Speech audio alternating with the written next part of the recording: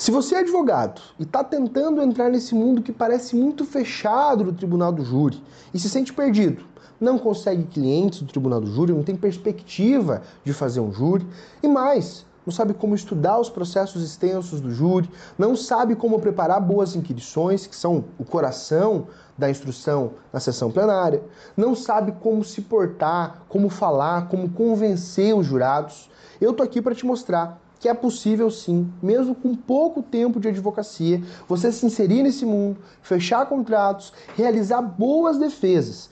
E você não precisa ter sido apadrinhado, ser neto de advogado, filho de advogado, ter nascido no escritório ou ter talento para conseguir fazer tudo isso. O que você precisa é de um método, de posicionamento e de domínio técnico, tanto para conseguir fechar esses contratos, trazer esses clientes para o escritório, estudar esses processos e depois realizar, claro, boas sustentações, boas defesas no tribunal do júri. E a primeira coisa que você tem que pensar a respeito disso é que advocacia é negócio, negócio é venda, e o que nós vendemos aqui são serviços. E que a venda de serviços depende necessariamente da credibilidade que as pessoas colocam naquele prestador de serviço ou naquela empresa. E você precisa lembrar da tua vida prática. Você, quando vai comprar um produto, que é diferente de um serviço, paga pelo produto. Você pesquisa esse mesmo produto em vários lugares distintos, você verifica, portanto, que a valoração que se dá para um produto depende necessariamente do próprio produto, diferentemente dos serviços, que o valor se dá pela credibilidade que aquele prestador possui. Você está disposto a pagar mais por um serviço, quanto mais crível aquele serviço parecer para você. E isso acontece em todos os segmentos, inclusive no direito. E como é que eu consigo essa credibilidade? De uma maneira bastante simples. Existem 5 pequenos passos que você pode tomar, que você tem que tomar, aliás, para conseguir esse posicionamento, essa credibilidade mínima. Além de ser advogado, você tem que ser visto como advogado. E advogado tem escritório. Então você precisa, de uma vez por todas, implementar na tua advocacia um endereço comercial. E a solução que eu te dou prática aqui, custando R$0 nesse vídeo, é você pesquisar o que significa coworking. Identificando onde é que existem os coworkings na sua cidade, você vai ligar e vai se informar sobre como é que funciona a estrutura do coworking, vai pagar lá 100, 200, 300 reais no máximo por mês para ter um endereço comercial, para poder vincular esse endereço comercial à tua advocacia. Olha, o advogado tal tem escritório em tal lugar, uma assinatura mensal e vai trazer para você o primeiro ponto de credibilidade. Esse advogado tem escritório físico. Além disso, você precisa necessariamente de fotos profissionais. Não dá para ficar pegando print, batendo foto com celular, de qualquer jeito, com qualquer iluminação. A tua imagem chega antes da tua fala, da tua voz. Então, se você não se posiciona nas mídias digitais de uma maneira crível, com boas fotos, de maneira a demonstrar que você é sim um advogado de respeito, um advogado que investe na própria imagem, e não que o cliente vá pensar racionalmente isso, claro que não, mas irracionalmente, de maneira intuitiva, você também assim age. Quando você chega no restaurante e a fachada é horrível, você nem entra. Quando você vai num shopping, por exemplo, a cara da loja já diz muita coisa para você, ou em qualquer outro lugar. Um prato de comida, quando chega feio, causa certa estranheza, do mesmo modo um advogado. Claro, eu estou trazendo esses exemplos aqui para mostrar que você não pensa necessariamente que a comida é instantâneo, é uma intuição. Instintivamente você percebe que aquele produto, que aquela coisa, enfim, não vale. Do mesmo modo com a advocacia. E você insiste em deixar uma foto, uma selfie na frente da delegacia, uma selfie na frente do fórum. O cliente vai olhar aquilo ali, não vai ter credibilidade nenhuma. Então, o segundo ponto é ter essas fotos profissionais, para que você consiga colocá-las no WhatsApp, para que você coloque nas redes sociais, Instagram, LinkedIn, Facebook, YouTube, Google. As pessoas precisam saber que você existe. E sabendo que você existe nesse primeiro contato, isso a ciência, a neurociência, aliás, mostra com muita tranquilidade que essa primeira impressão é que mais importa. Essa primeira impressão tem que ser boa, tem que ser limpa, tem que ser profissional. Boas fotos, endereço físico, para que você consiga atender esses clientes. O terceiro ponto é uma identidade visual. Você precisa contratar alguém ou usar uma inteligência artificial das várias que existem para criar uma logo para o teu escritório, para que isso conste nos envelopes, dos documentos físicos que você entregar aos clientes, para que isso conste das tuas peças, conste dos seus contratos. E, de novo, tudo aqui girando em torno da credibilidade. Você vai... Imagine uma empresa que você confia, qualquer empresa que você confia. Você pensa automaticamente nas cores daquela empresa, na logo daquela empresa, porque existe uma identidade. E aquela identidade traz credibilidade. Grandes empresas, empresas críveis, empresas fortes, se relacionam muito a partir da marca. Então você precisa se preocupar com isso. A minha recomendação é que você contrate alguém, para que alguém desenvolva para você a logo, desenvolva para você a sua identidade visual, para que você vincule isso a todas as suas redes e aumente sempre, sempre a tua credibilidade. Além disso, você precisa se posicionar no Google, você precisa existir no Google. As pessoas, várias delas, vão buscar advogados no Google. Eu, desde o início da minha advocacia até hoje, continuo fechando contratos a partir do Google, semanalmente. Porque as pessoas, elas vão olhar no Google a credibilidade de uma empresa. É só você pensar na tua vida prática. Quantas coisas, quantos serviços, quantas prestações você já acabou contratando a partir do Google. E a primeira coisa que você faz, se você tiver um mínimo de senso, é olhar as avaliações. É olhar as fotos, é saber onde é que fica o espaço. Então você precisa de um endereço para ter credibilidade. Você vai vincular esse endereço, não é só para atender, mas para gerar esses atendimentos. Você precisa ter o endereço. E agora você vai vincular esse endereço no Google, criando um perfil no Google Meu Negócio. Você vai colocar no YouTube, como criar um perfil no Google Meu Negócio. Vai ter N vídeos explicando como é que você faz para fazer isso. E você vai precisar desse endereço físico para vincular esse perfil no Google Meu Negócio, porque o Google verifica, manda uma carta, enfim, para verificar se ali existe o escritório mesmo, você vai precisar. Com esse quarto pilar, você consegue mostrar para a sociedade que você tem um escritório, colocar no Google as suas fotos, atualizar aquele perfil com boas fotos, colocar a tua marca lá. Você começa a trazer para os potenciais clientes um nível de credibilidade que vai gerar contatos no longo do tempo. E essa estrutura fica lá. Tudo isso que eu estou trazendo aqui para vocês são questões que no longo do tempo vão envelhecendo bem. Porque é 1, é 2, é 3, é 4, é 10 anos que aquelas fotos estão ali. E o cliente vai olhar as avaliações. Os melhores clientes que têm mais senso olham as avaliações. E vão verificar que clientes estão sendo atendidos, que aquela empresa existe desde tanto tempo, que aquele escritório existe desde tanto tempo. Então vamos recapitular. Endereço comercial, fotos profissionais, perfil no Google Meu Negócio, identidade visual e, por fim, você vai ter que investir numa landing page. Não é um site institucional, antigo, nada disso. Uma página onde as pessoas que clicarem depois de descobrirem o seu perfil no Google, elas vão cair. E ali, um profissional vai conseguir fazer isso para você. Vai gastar no máximo 1.000, pior dos cenários, 2, 3 mil reais para fazer isso. Você vai precisar de uma landing page com uma alta taxa de carregamento, leve, bonita, atrativa, que gere credibilidade. Assim como você, quando vai comprar qualquer serviço, qualquer bem, quer ver uma boa página de conversão sem nem saber que é uma página de conversão. Você quer ter segurança para fechar aquele negócio. Tá com dúvida? Botãozinho do WhatsApp, botãozinho de ligação, e-mail, onde é que fica o teu escritório, fotos do teu escritório, a logo posicionada. Esse conjunto de elementos todos gera para você um nível de credibilidade capaz de fazer com que você consiga contatos sem depender de indicação. E o grande problema dos advogados é que nós temos várias e várias restrições em relação ao anúncio das nossas atividades advocatícias, de maneira que nos resta quase sempre essa perspectiva inicial, somente as indicações. Mas você não precisa só das indicações, você não tem como sobreviver, aliás, só com as indicações. Esse posicionamento vai garantir que vários e vários potenciais clientes entrem em contato com você. Mas você tem que fazer tudo isso. Não basta só criar um perfil no Google Meu Negócio. Não basta só bater as fotos profissionais. Não basta só ter a logo e publicar no Instagram uma foto com isso. Você precisa dessa estrutura funcionando e regar essa estrutura. Atender um cliente, pede avaliação no Google Meu Negócio. Pede as 5 estrelas, pede uma foto. Isso ao longo do tempo vai melhorando o teu perfil e gerando mais credibilidade. E vamos recapitular. advocacia é negócio, negócio é venda, nós vendemos serviços e os serviços dependem da credibilidade para serem vendidos. Esse é o passo a passo inicial para que você consiga ter o posicionamento necessário para que os primeiros clientes comecem a entrar em contato com você. E agora a gente precisa avançar. O cliente entrou em contato comigo. O que é que eu faço?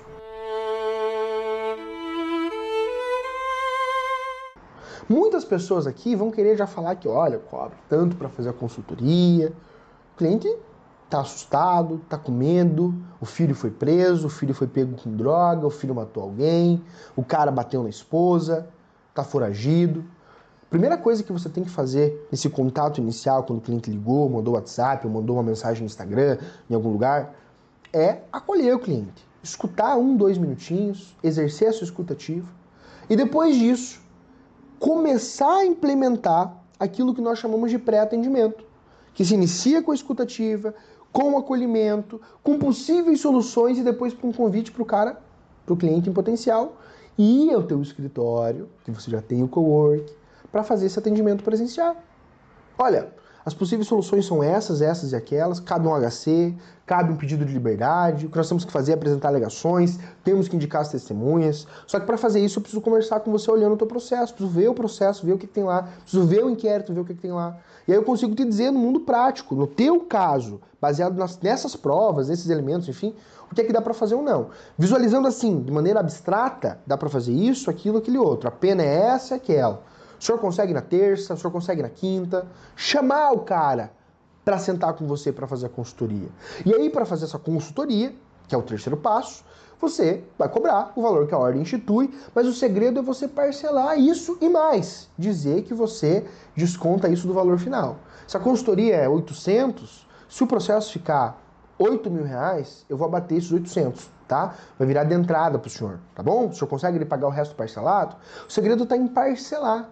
Que o cliente sabe do peso do processo, o cliente sabe que advogado cobra caro. Todo mundo tem essa noção, principalmente advogado criminal. Agora, se você não quebrar a objeção principal do mundo real dele, que é tirar R$8.000, R$10.000, R$30.000, tô dando um exemplo baixo, né, no caso juizado, para trabalhar assim, até com a métrica inicial que o Google vai te dar. Pode ser que venha um caso bom, venha outro caso bom, mas eu não tô aqui para vender sonho. Provavelmente você vai ter que trabalhar ao longo do tempo, conseguir as avaliações para caminhando, aumentando a tua credibilidade e fechando contratos melhores. Mas tudo bem, podemos falar de 30, de 50 mil. Pode ser que o cliente não tenha esse valor total. Então você pega uma entrada, parcela o resto e trabalha com essa mesma lógica na consultoria. Além disso, o cara topou, vai pagar os 1.000 parcelado em 2, 3 vezes, sentou ali com você.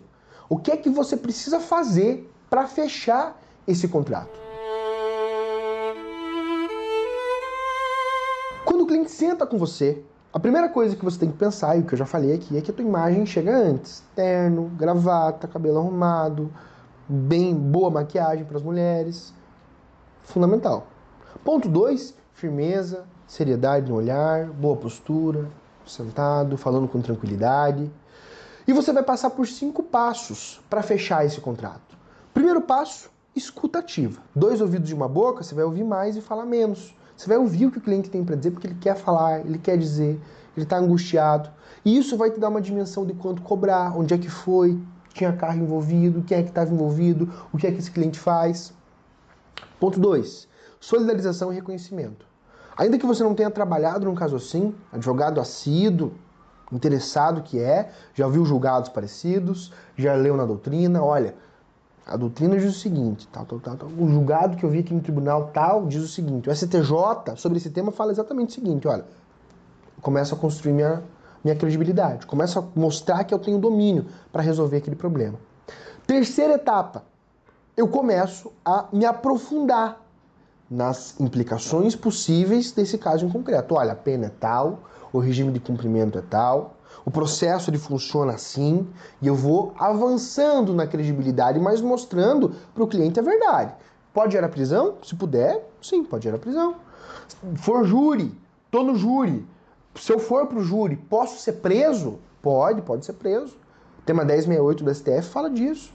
Preciso trazer para o cliente a realidade, me aprofundar um pouquinho mais no domínio factual. Quarto passo, trazer as possíveis soluções. Que cabe a isso.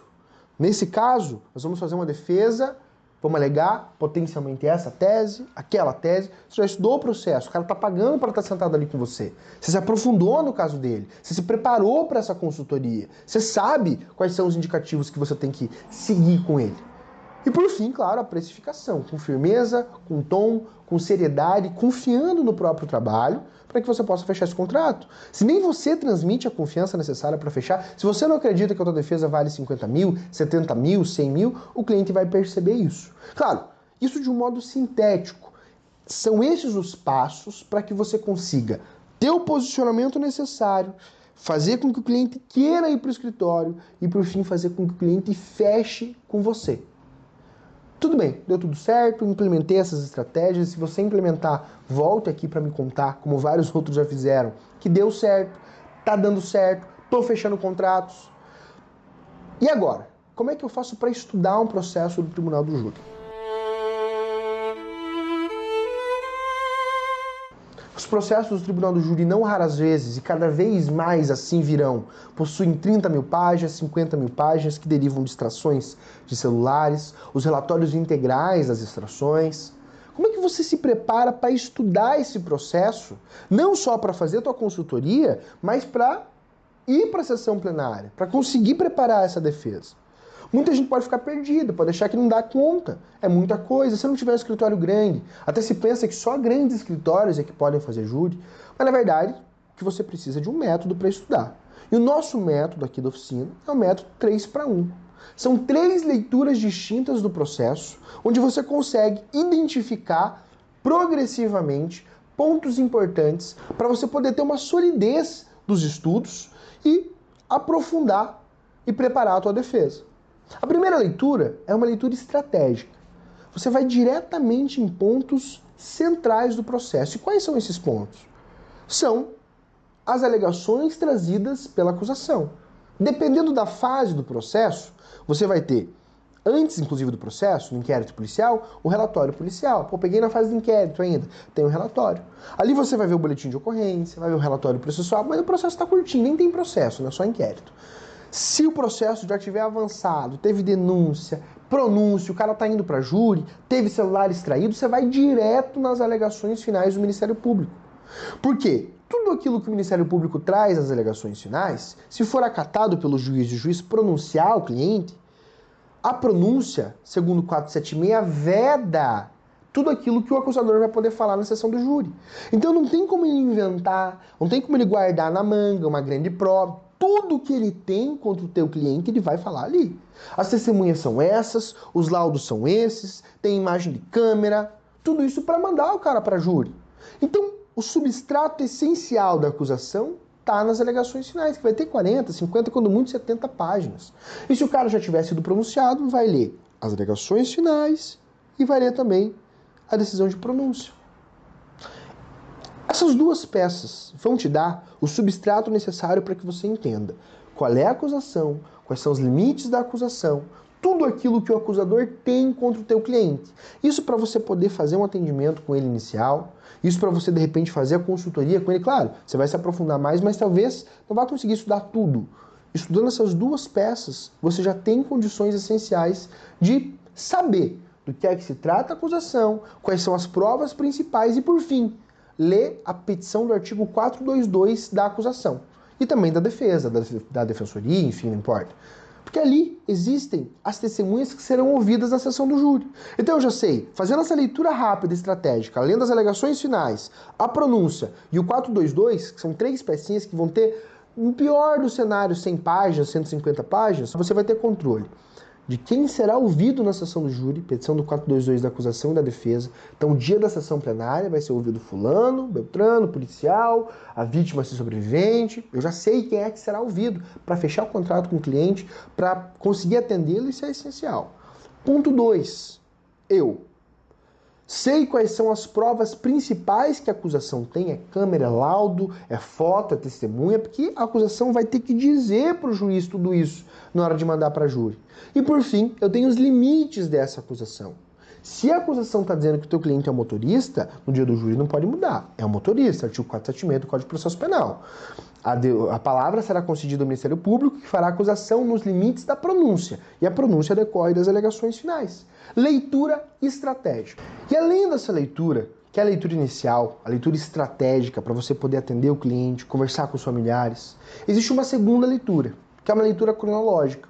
Eu passo a ler o processo desde o início, ponto por ponto, criando um sumário processual e criando uma série de elementos indicativos para que eu possa identificar no processo onde é que estão todas as provas. No movimento tal existe o laudo, no movimento tal existe o depoimento das testemunhas, no movimento tal existe a pronúncia, no movimento tal existem fotos. Uma segunda leitura. Além dessa segunda leitura, uma terceira leitura, uma leitura mais profunda, com detalhamento de provas, enfim, uma série de outros elementos. Tá, depois que eu consegui fechar esse contrato, estudei o processo, como é que eu preparo a causa? Eu vou trabalhar com vocês aqui 2 blocos diferentes. Primeiro, a instrução processual, o momento da inquirição no plenário do júri. E um segundo momento, dos debates orais, da construção do discurso. Quanto à inquirição, a primeira coisa que eu preciso te dizer é o seguinte: não há jovens advogados que saibam inquirir com contundência, com técnica e que extraiam do momento da instrução tudo aquilo que a instrução pode trazer para a sua narrativa defensiva, salvo com raríssimas exceções. Digo isso, claro, para chamar a tua atenção para o fato de que a maior parte dos advogados se preocupa só com os debates e esquece que na instrução é que reside o coração do processo, porque é o processo dinâmico, é o processo dialético. Eu pergunto, a testemunha responde. Eu não sei necessariamente o que ela vai responder. E esse dinamismo cria uma densidade para essa prova palpável para o jurado. Então a instrução processual é o momento onde as testemunhas serão inquiridas e as narrativas defensivas vão ser trazidas à tona. Se eu deixar para trazer a tese defensiva, se eu deixar para trazer o discurso defensivo, a narrativa que a defesa preparou só nos debates orais, na 1 hora e 30 minutos dos debates orais, não tem como. É muito pouco tempo. O jurado precisa se conectar com a narrativa defensiva desde o momento em que a primeira testemunha senta ali. O senhor tomou ciência que existem nesse celular 3 vídeos que, segundo a polícia científica, as vozes dos vídeos são atribuídas a... E nesses 3 vídeos em sequência, o confessa que quando tinha 13 anos, ele lhe deu, nas palavras dele, uns beijos. O senhor tomou ciência que existe uma confissão de ter beijado quando ela tinha 13 anos de idade na boca? Doutor, eu não sei o contexto que isso ocorreu, mas não seria de desrespeitar uma criança, não. Entendi. De nenhuma forma. Te surpreenderia se o senhor acessasse esse vídeo, essa confissão? Eu prefiro continuar com a consciência que nós temos e com a situação. Não acredito, não é verdade. Eu sei quem é o... Certo. O senhor eu, como não tenho intenção nenhuma de expor a imagem do for o senhor, entendo essa sensação que o senhor tem de pai. Encerro aqui, mais uma vez, prestando os meus mais sinceros e profundos sentimentos para o senhor, que Deus conforte o teu coração. Defesa devolve a palavra, excelência. Muito obrigado. Então a primeira coisa que eu tenho que ter em mente é que a instrução serve para que eu comece a apontar as provas que são as principais. O jurado precisa saber, desde logo, tudo aquilo que a defesa pretende produzir a partir de uma narrativa lógica. E a neurociência mostra que os jurados têm mais aderência a entender as provas quando elas se conectam com a história. Então eu preciso entender que a instrução serve, desde logo, para iniciar a narrativa defensiva. Esse é o primeiro ponto. O segundo ponto é que eu preciso ter conceitos sólidos na minha cabeça em relação àquilo que se chama de exame direto e exame cruzado. cross-examination, que tanto se fala, nada mais é do que isso, o exame cruzado. O que é o exame cruzado? É o exame de uma testemunha que não é minha, de uma testemunha que o Ministério Público arrolou. Pode ser a vítima, pode ser um policial militar, pode ser um delegado, as testemunhas geralmente tidas pela melhor doutrina como testemunhas hostis. Testemunhas que não querem depor para você, que não querem falar para a defesa, que já têm suas convicções formadas, ou que já trabalham no sistema de justiça criminal, peritos criminais, delegados de polícia, investigadores. Esses exames são os mais detalhados, os mais difíceis, os que mais exigem técnica e preparo. Porque são testemunhas que não querem falar para você. Principalmente os policiais militares que vão depor, inclusive, quando estão de folga. Enfim, vão depor, perdem dia de serviço, não querem estar ali, não querem falar para o advogado. A isso nós chamamos de exame cruzado. E em relação a esse exame, existem algumas regras que eu vou te passar aqui, que se você implementar, tua instrução vai melhorar, olha, em 100%. A primeira regra é, jamais pergunte aquilo que você não tem certeza da resposta. Você começa a perguntar uma, duas, três, vai dando tudo certo, você inventa de perguntar uma coisa que você não sabe a resposta vem invertida. Acabou. Essa é a primeira regra. A segunda regra é que você precisa, considerando a premissa de que na instrução eu começo a trazer a narrativa, fazer perguntas narrativas. Então eu dou toda a descrição da prova e aí faço uma pergunta. Vou dar um exemplo. Desce um pouquinho, por gentileza. Pode subir um pouquinho mais? Só um pouquinho. Aqui, ó. Só para a gente poder fazer essa cisão. Cálculo inicial com base em medidas de referência. Então, aqui não tem simulação, não tem comparação de página ainda. Sim. E aqui nós temos essa distância, como o senhor falou, foram até o local, mediram a distância, mediram o número de quadros, que são os frames por vídeo, para poder chegar no resultado. Sim. Até aqui, o laudo apresenta a referência bibliográfica quanto à metodologia. O senhor tem ciência disso? Não. Não? Depois daqui, o laudo não apresenta mais referência bibliográfica com metodologia científica. Sim. O senhor tem ciência disso? Agora eu tenho. Agora tem. Perfeitamente. Importa o que ele vai responder. Eu já passei para o jurado a conclusão do laudo, eu já expliquei para o jurado o que esse laudo, em síntese, quer dizer para o processo. Eu estou conectando a minha narrativa ainda na instrução, sem depender só dos debates orais. Para lá nos debates orais, na 1h30, ter que abrir o laudo, mostrar. E tudo bem se eu tiver que fazer isso de novo, mas eu já fiz aqui, o laudo já sabe do que se trata. Eu estou construindo a minha narrativa. Esse tipo de pergunta nós chamamos de pergunta narrativa. A pergunta onde você explora a prova, fazendo uma pergunta quase que retórica ao final. E conectada a essa pergunta, nós temos uma segunda hipótese de pergunta, um segundo gênero de perguntas, que são as perguntas fechadas. E a essa nós devemos dar a máxima atenção, porque elas vão conduzir um bom exame cruzado. O cross-examination, essa técnica de exame cruzado, é uma técnica norte-americana. Se você colocar no YouTube qualquer julgamento dos Estados Unidos, inclusive o julgamento de Johnny Depp, que aconteceu, salvo o melhor juízo, no ano passado, no retrasado, você vai ver o cross-examination totalmente na prática. São perguntas narrativas cuja finalização se dá com correto? Sim ou não? E nós temos a informação também de que tanto policiais militares quanto um grupo que estava designado para atender ocorrências de trânsito também se deslocou até lá, correto? Sim. Perfeitamente. Sim ou não? São perguntas fechadas, diferentemente das perguntas abertas. Que eu pergunto, por exemplo, o senhor não deu um tiro? Não, não dei. Por que o senhor não deu? Abri. E ele vai me dizer o porquê. Se eu abro para testemunha a palavra com uma pergunta aberta, a testemunha que é hostil, que não quer falar, que é parente da vítima, que é de repente a própria vítima quando a vítima sobrevive, essa testemunha vai dizer tudo aquilo que eu não quero que ela diga. Então, sempre, sempre, sempre eu vou conduzir as perguntas com sim ou não, certo ou errado, certo? Tal, certo? Esse aqui é um laudo, correto? Esse laudo aqui apresentou resposta negativa para o material genético, correto? A conclusão é essa, correto? Correto. Sim, não. Se você implementar somente essas duas técnicas, que são um pedacinho de tudo aquilo que a gente traz na mentoria, eu tenho certeza que a tua capacidade de inquirir vai aumentar e aumentar e muito.